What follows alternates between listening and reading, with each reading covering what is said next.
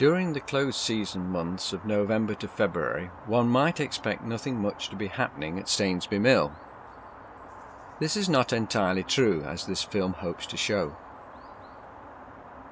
First impressions with the mill closed to visitors, the peaceful exterior with just the sound of wildlife and the inevitable sound of traffic on the motorway, gives a misleading impression of stillness. The interior, where only a few weeks previous visitors were experiencing the 1850s mill working, is now quiet.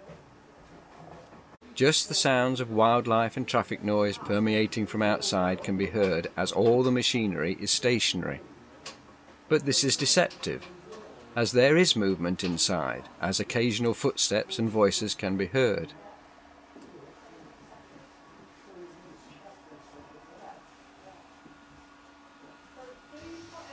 The wheel is stationary, because no water can reach it from the mill pond opposite the mill. This adds to the stillness inside.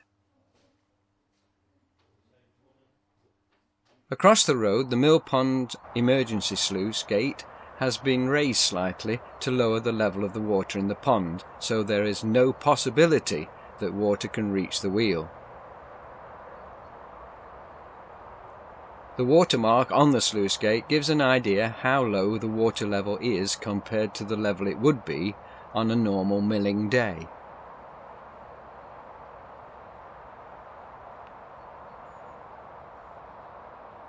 With the mud banks now exposed, the mill pond has the appearance of two small streams.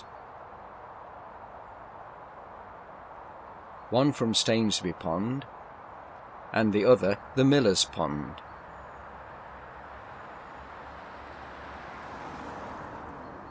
This is because the sluice gates at these ponds are also closed, reducing the flow to a minimum.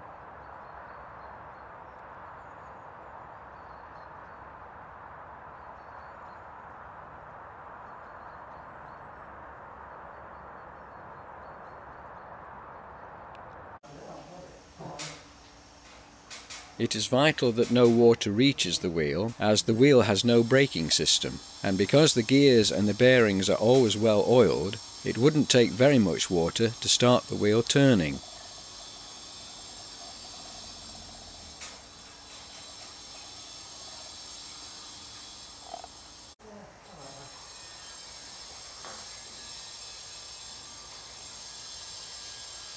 But while the wheel is safe to work on, checks and adjustments can be made on the accelerator curtain.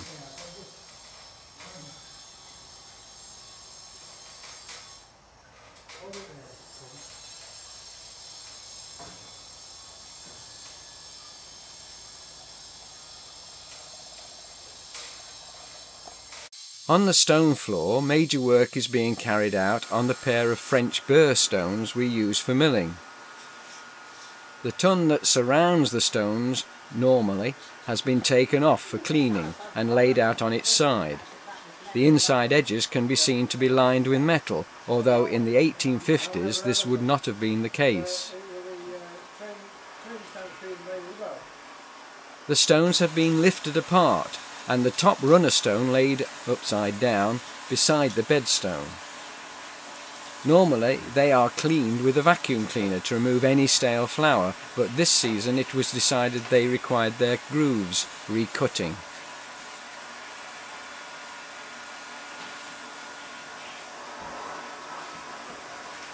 This decision was vindicated when examining the wear. Notice how the groove edges are worn and irregular. They had not been touched since the mill opened in 1992. While the stones are apart, a visual inspection of the bearings can be made to check for wear.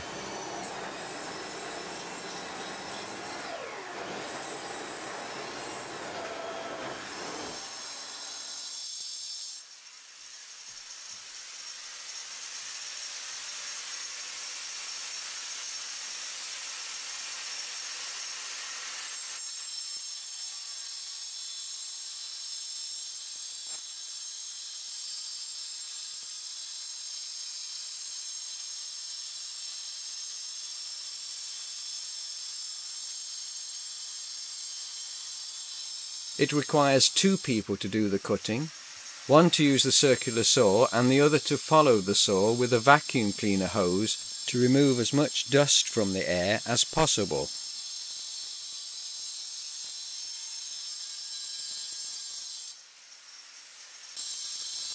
Even though these stones are very hard compared to the local Derbyshire grit stones, the tungsten carbide saw cuts it quite easily.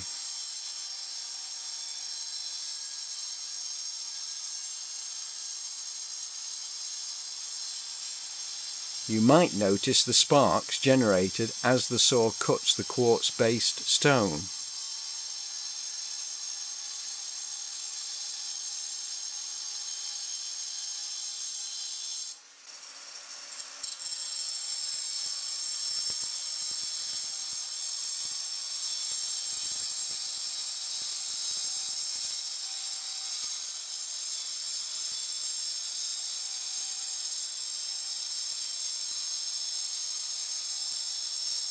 The recutting of millstones is called redressing the stones.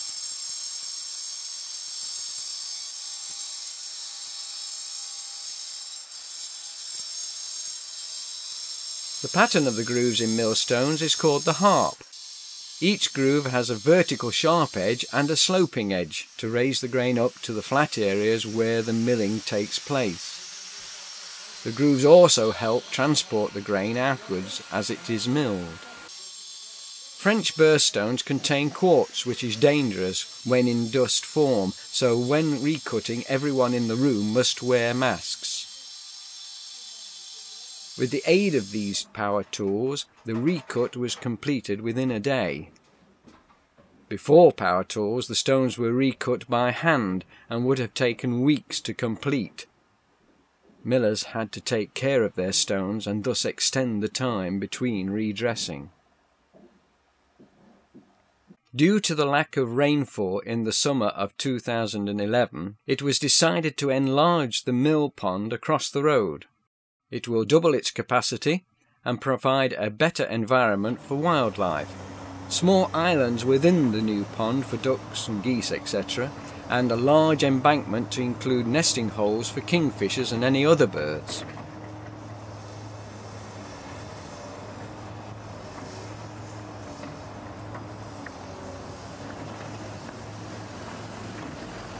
This work was made easy with the aid of a modern digger, a far cry from the original digging of the ponds in 1850.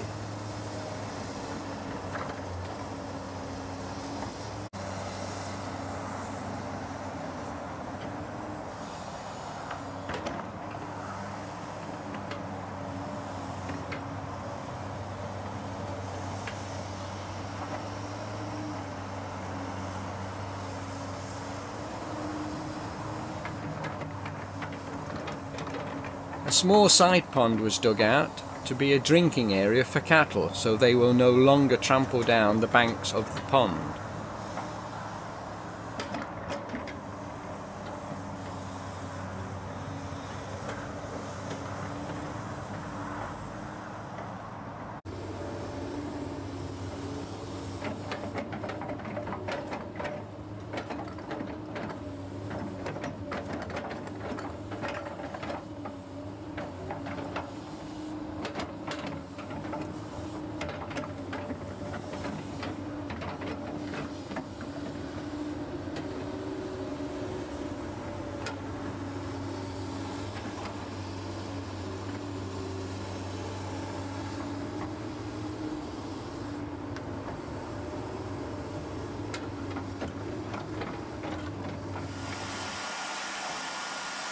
After the redressing, the top runner stone was replaced on the bedstone and given a final clean to remove any dust.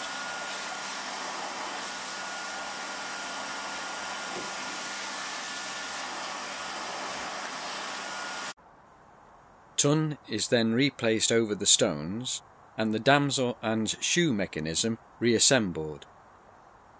Finally, the feed hopper is placed on top, ready for filling with grain.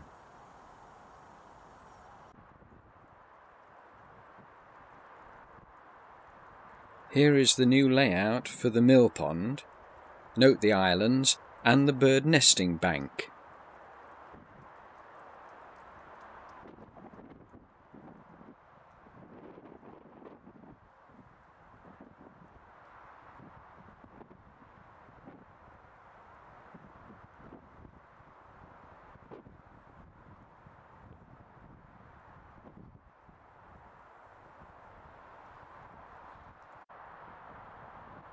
Here is the side pond where the cattle will be able to drink.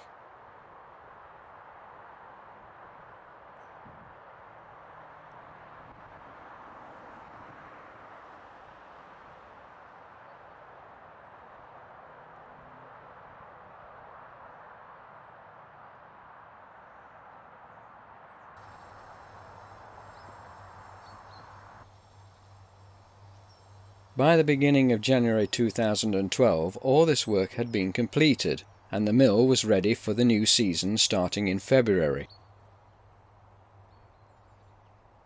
With the pond enlarged and the French Burr stones redressed, we look forward to a successful season of milling to enhance the visitor's experience.